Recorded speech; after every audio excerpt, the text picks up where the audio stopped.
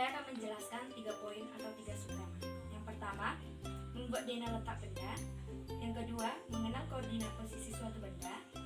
Yang ketiga, itu ada menentukan posisi titik pada sistem koordinat Cartesius. Yang pertama, kita akan dulu membahas membuat DNA letak.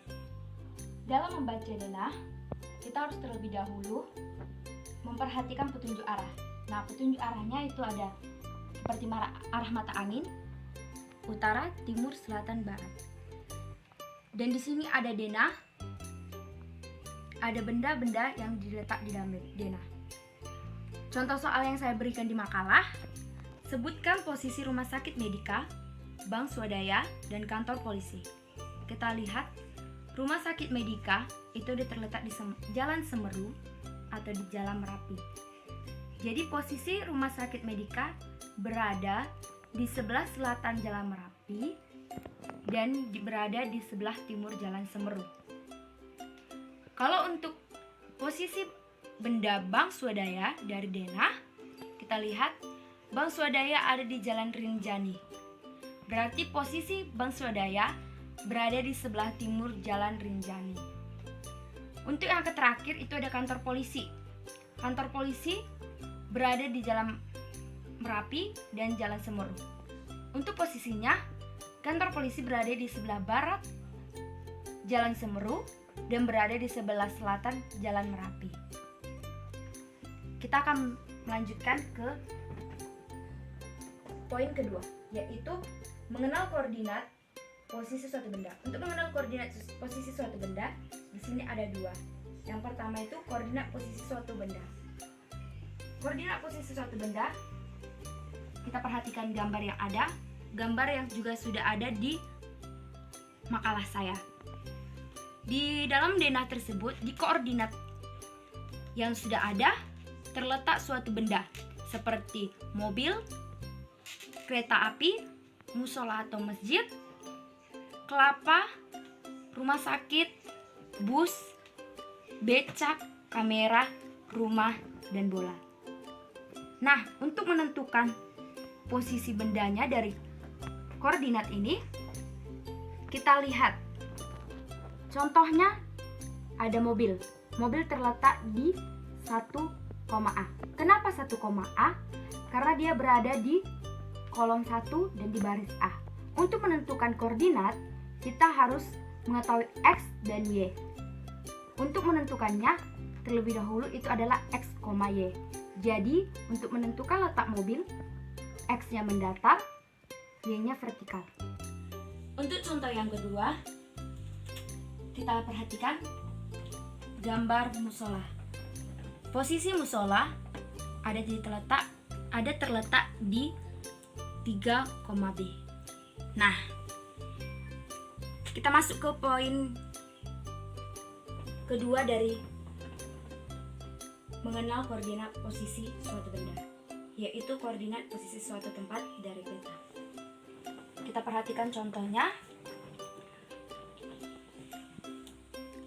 Untuk menentukannya, di sini ada kota yang terletak di suatu peta.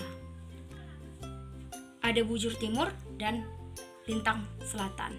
Untuk menentukannya, contohnya seperti yang saya berikan, kota Bandung terletak di 108 derajat bintang timur dan 7 derajat lintang selatan. Kita lihat Bandung. Dia berada di 108 derajat bintang timur dan 7 derajat lintang selatan. Untuk contoh keduanya, kita ambil Yogyakarta. Berarti posisinya, karena untuk menentukannya hampir sama dengan koordinat posisi suatu benda, X, Y. Jadi, posisi Yogyakarta ada di 111 derajat bintang timur dan 8 derajat lintang selatan. Nah, kita juga akan masuk ke poin ketiga, yaitu menentukan posisi titik pada sistem koordinat Cartesius. Untuk menentukan posisi titik pada sistem koordinat Cartesius ini, itu ada 3. Yang pertama menggambar bidang Cartesius. Yang kedua menentukan posisi titik pada sistem koordinat. Yang ketiga itu ada menggambar bangun datar pada koordinat Cartesius. Yang ketiga itu ada menggambar bidang kartesius tadi. Untuk menggambar bidang kartesius kita harus terlebih dahulu tahu untuk bidang koordinat kartesius itu ada garis vertikal itu ke atas itu Y, dan horizontal itu mendatar itu sumbu X. Sumbu tegak disebut sumbu Y dan sumbu mendatar disebut sumbu X. Di dalam bidang kartesius ini, titik yang ada bersinggungan antara sumbu X dan sumbu Y itu disebut titik O. Semua titik pada sumbu X yang terletak di sebelah kanan titik O, misalnya di sini titik O. Jadi semakin sumbu X angka yang terletak di sumbu X di sebelah kanan titik O itu bernilai positif, dan di sebelah kiri titik O itu bernilai negatif. Berlaku juga untuk yang Y. Yang Y itu di bawah titik O itu bernilai negatif, dan di atas titik O itu bernilai positif. Begitulah untuk menggambar bidang kartesius. Yang kedua, kita akan menentukan posisi titik di bidang kartesius. Lihat di bidang kartesius ini ada 3 titik, yaitu E, F, dan G. Nah, kita akan pertama menentukan titik E. Untuk menentukan posisi suatu benda yang kita lihat di bagian-bagian sebelumnya itu X, Y. Jadi untuk titik E itu X, Y 2,2. Dan untuk titik F itu dia 2 satuan ke kiri dari O dan 1 satuan dari titik O ke atas. Jadi min 2,1. Min 2,1.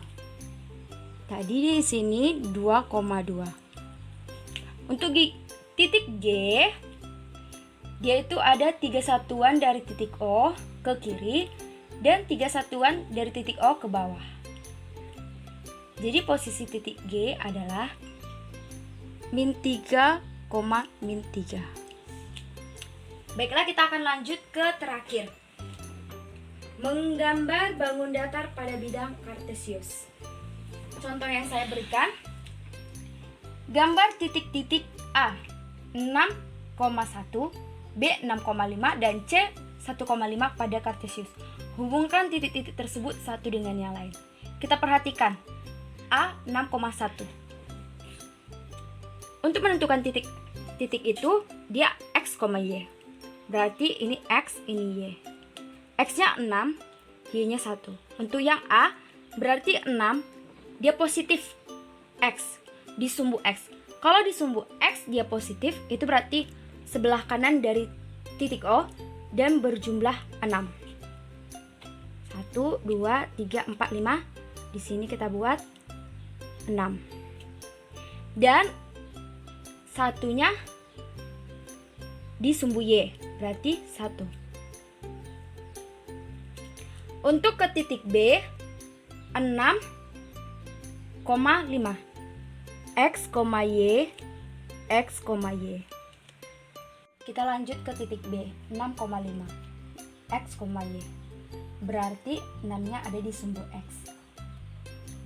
Sebelah kanan dari O kita ambil 6 satuan. 1, 2, 3, 4, 5, 6. Dan 5 di sumbu Y. Berarti satuan ke atas ada 5. 1, 2, 3, 4, 5. Kita ambil 6 dan 5.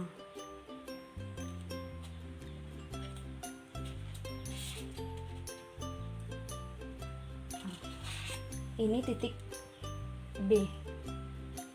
Untuk lanjut ke titik C, itu ada 1,5. Satunya di sumbu X. Berarti satu satuan ke kanan dari sumbu O dan 5 satuan ke atas dari sumbu O di sumbu X. Ini C. Nah, kita tarik untuk melihat bidang apa yang tergambar di bidang kartesius ini.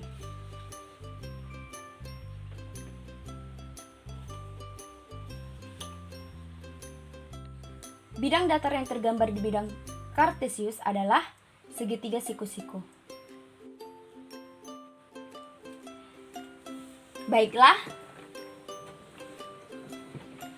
demikian presentasi dari saya, materi sistem koordinat kelompok 14. Sekian dan terima kasih.